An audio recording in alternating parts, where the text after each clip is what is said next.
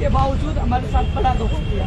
तो साथियों, मैं चाहे जिंदा रहूं या न रहूं, क्योंकि ये लड़ाई सच की है, क्योंकि वहाँ मुझे पता है कि मेरे को भी टारगेट किया जाएगा। पहले से हमें धमकी दी गई थी, लेकिन इतना कह सकता है साथियों कि यह लड़ाई के लिए जान चली जाए, मैं पीछे नहीं हटूंगा। मैं राजस्थान से आज अलविदा हो रहा हूँ, उत्तर प्रदेश से अंतिम क्षण तक लड़ने के लिए मैं पूछ रहा हूँ, क्योंकि हमारे साथ जो धोखा हुआ, हंचन के दौरान धोखा हुआ, यहाँ आके धोखा हुआ, समर्थन लेके धोखा हुआ, हर जगह धोखा हुआ, लेकिन वो तारीख वो पल याद है।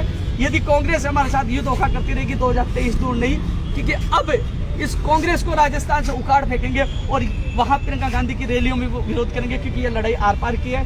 साथियों, आप लोगों ने इतना सहयोग किया, मैं धन्यवाद देना चाहूंगा आप लोगों को, जो आप हमेशा साथ रहते, लेकिन अब या तो मरेंगे या जीतेंगे। इस अंतिम या विदाई लेने से पहले इतना कहना चाहूंगा कि हम सच की लड़ाई के लिए जान दे देंगे, पीछे नहीं हटेंगे, क्योंकि उपेंद्र यादव किसी पार्टी और किसी राजनेता के सामने न झुकने वाला है, न बिकने वाला है। सीना ठोक के लड़ाई लड़ी थी, आज भी लड़ूंगा, चाहे जान दे दूंगा, लेकिन पीछे नहीं हटेंगे।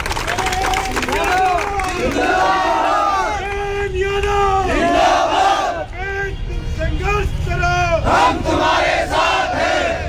तुम संघर्ष करो, हम तुम्हारे साथ हैं। संघर्ष करो, हम तुम्हारे साथ हैं। संघर्ष हमारा नारा है, जुल्म की टक्कर में संघर्ष हमारा नारा है, जुल्म की टक्कर में संघर्ष हमारा नारा है। जब युवा बोलना है, सिंहासन डोला है। जब युवा बोलना है, सिंहासन डोला है। जब युवा बोलना है, सिंहासन डोला है। तुम संघर्ष करो, हम तुम्हारे साथ हैं। तुम संघर्ष करो, हम तुम्हारे साथ हैं। हमारी मांगे पूरी करो, हमारी मांगे पूरी करो, हमारी मांगे पूरी करो, हमारी मांगे पूरी करो। हम हमारा हक मांगते नहीं, किसी से भीख मांगते। हम हमारा हक मांगते नहीं, किसी से भीख मांगते।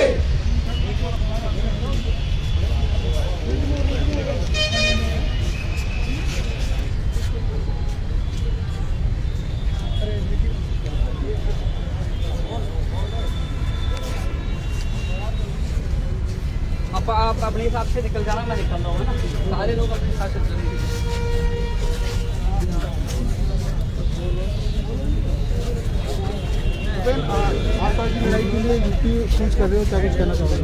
देखो, पिछले 44 दिन से हमारा आंदोलन जारी है।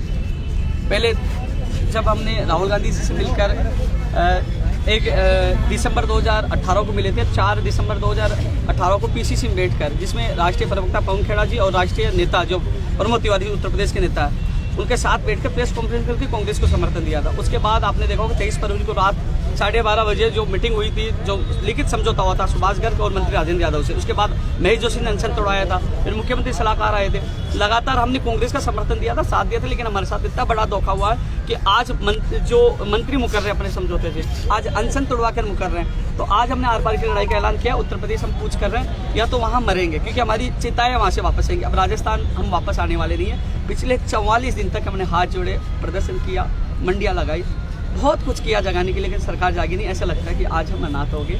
जिस सरकार का हमने समर्थन दिया था, साथ दिया था, वो सरकार आज हमारे साथ नहीं है, केवल हमारे साथ राजनीति कर रही है। लेकिन यह है कि मेरे किसी साथी और मेरे साथ कुछ अनहोनी हम इस दुनिया में नहीं रहते, उसकी जिम्मेदार राज्य सरकार होगी।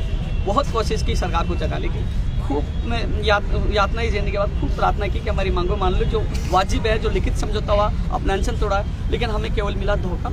इसलिए हम उत्तर प्रदेश पूछे, तमाम वो तस्वीरें हैं जो समझौते की है, और अब उत्तर प्रदेश पूछ कर रहे हैं। और कल सुबह मैं लखनऊ में आमरण अनशन में बैठ रहा हूँ, न अन्न और जल दोनों त्याग कर अंतिम क्षण तक, जब मेरी मौत हो जाएगी, जब तक मैं इस लड़ाई से पीछे नहीं हटूंगा। कल से आमरण अनशन उत्तर प्रदेश शुरू करूँगा। कई नेता है यहाँ पर और आश्वासन भी दिया, उसके बावजूद भी मांग नहीं मानी सरकार ने। इसलिए आज बहुत ज़्यादा दुख भी हो रहा है। ऐसा लग रहा है कि आज ऐसा लगता है कि सब कुछ हमारे साथ धोखा हुआ, बहुत बुरी तरह से हम टूटे इंसान। लेकिन ये जरूर है कि हमारे हौसले नहीं टूटे, अंतिम क्षण तक लड़ेंगे, लेकिन पीछे नहीं हटेंगे। ये लड़ाई बड़ी होगी और इसका धमाका उत्तर प्रदेश में बहुत बड़ा होगा। अभी एक भावुक क्षण था, आंसू भी आ गए, और भी साथियों के आंसू आ रहे हैं। देखो, दुख इस बात को होता है कि जिस कांग्रेस को हमने समर्थन दिया, साथ रहे, और हमारी बेरोजगार यहाँ रोते हैं, आप नहीं जानते, हमारे पास कई बार खाने की व्यवस्था नहीं हो पाती, टेंट के बेच नहीं हो पाती, लोग कैसे रहते हैं, क्या हालत में देखता हूँ। कई बार पूरे हालत से 44 दिन से बेचारे एक सब्जी में 2-2, 3 लोग खाना खाते, हालत गंभीर है। कैसे किराया दे रही, इनकी हालत इतनी गंभीर है 44 थी। आज क्या है कि मैं इतना मजबूत था तो ये लोग मुझे देख के खुश रहते थे, लेकिन मुझे आज ऐसा लग रहा है कि बिल्कुल जो हालत गंभीर है, क्योंकि इनकी आर्थिक हालत इतनी गंभीर है। कैसे 44 दिन से राजनीतिक पार्टी के पास चंदा होता है, हमारे पास क्या है रुकने की, खाने की, कैसे हम व्यवस्था करते हैं, कैसे अभी भी कैसे पैसे इकट्ठा करके किराए करके उत्तर प्रदेश पहुंच रहे। हालत इतनी गंभीर है कि हमारा मरना ही इससे ज़्यादा क्या होगा, सरकार का पीछा छूट जाएगा, मर जाएंगे। बुरे हालात इतने हो चुके हैं कि हमारे साथ इतना धोखा हुआ कि हम बहुत ज़्यादा डिप्रेशन में, लेकिन आर पार की लड़ाई के लिए उत्तर प्रदेश आ रहे हैं।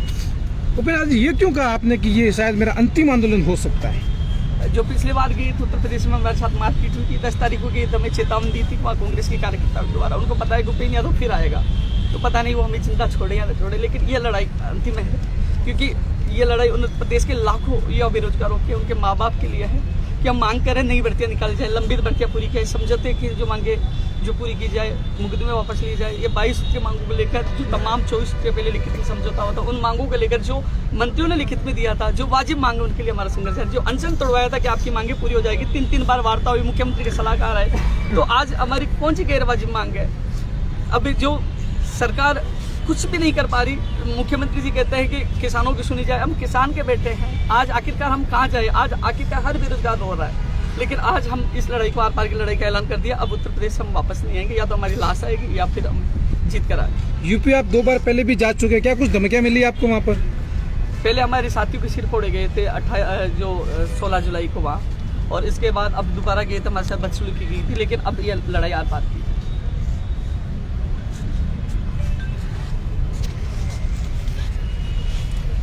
चले